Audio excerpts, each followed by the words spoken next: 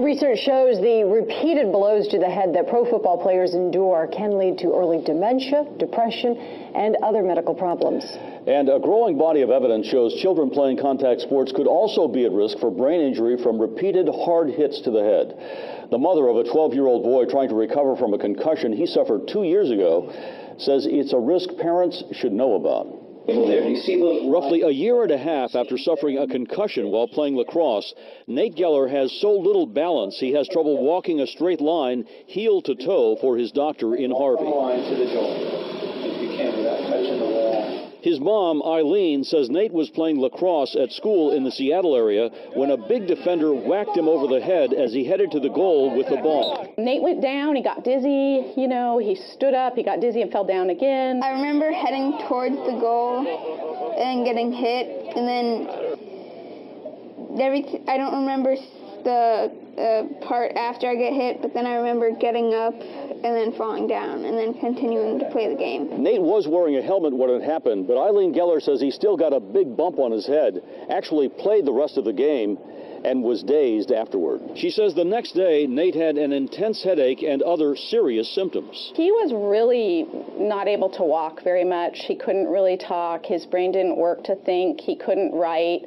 His eyesight was so severe that he couldn't read. Unless it was 1 or 2 inches on an iPad, then he couldn't really remember what he was reading. And his vision was especially disturbing. Because I have like a teeny tunnel this big, and the rest is blurry and spinning. Nate says this video gives an idea of how his vision was affected, but he says for him, everything around that center that's in focus was spinning. Concussion is definitely something that is more of an issue and more of a concern for a child because their brain is still in the process of growing and developing. A growing body of research finds that children playing contact sports can face a serious risk of brain injury from hard hits to the head. These kids are pretty fast, they hit hard, and their head is such a big part of their body. Almost all of the impacts are helmet to helmet. Researcher Stephen Duma of Virginia Tech hooked up multiple sensors in the helmets of 8 kids playing youth football.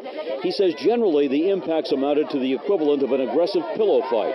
But he says about 30 hits, mostly in practice, were much harder. And these are getting into the range of concussions and something we need to pay close attention to. In another study of adult boxers, Dr. Charles Bernick finds brain damage varies widely among individuals, but can occur even without a concussion. And the implication is that damage in the brain is actually starting years before you have changes, clinical changes.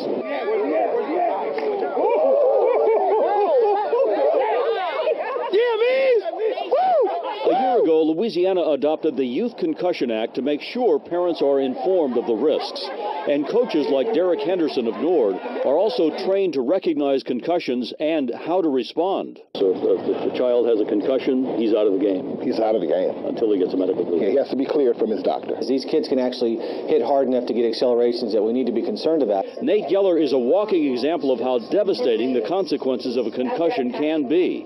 He went to a series of doctors before his family found out about the hyperbaric treatment that Dr. Paul Harch offers in Harvey, Louisiana. It's the use of increased levels of oxygen, greater than atmospheric pressure oxygen, intermittently as a drug to treat basic disease processes. In just like 20 days, I was able to walk in a straight line.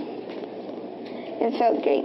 Nate says 80 treatments later, his symptoms are going away. As his mother drove him over the Mississippi after a treatment one day, he told his mom he could even see better. I could tell the difference between like a small car and SUV. Dr. Harch says Nate is not cured, but his prognosis is good. He may regain a substantial amount of function to where he will be productive and healthy and be able to live a good life.